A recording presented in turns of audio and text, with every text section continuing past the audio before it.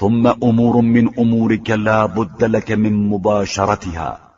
منها إجابة عمالك بما يعيا عنه كتابك، ومنها إصدار حاجات الناس يوم ورودها عليك بما تحرج به صدور أعوانك. اس کے بعد تمہارے معاملات میں بعض ایسے معاملات بھی ہیں جنہیں تمہیں خود براہ راست انجام دینا ہے، جیسے حکام کے ان مسائل کے جوابات جن کے جوابات محرر افراد نہ دے سکیں، یا لوگوں کی ان ضروریات کو پورا کرنا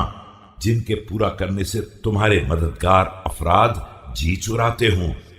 وأمض لكل يوم عمله فإن لكل يوم ما فيه واجعل لنفسك فيما بينك وبين الله أفضل تلك المواقيت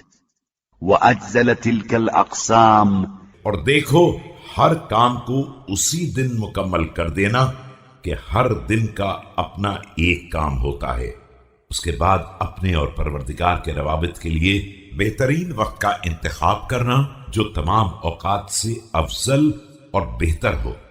وإن كانت كلها لله إذا صلحت فيها النية وسلمت منها الرعية، وليكن في خاصة ما تخلص به لله دينك إقامة فرائضه التي هي له خاصة۔ اگرچہ تمام ہی اوقات اللہ کے لیے شمار ہو سکتے ہیں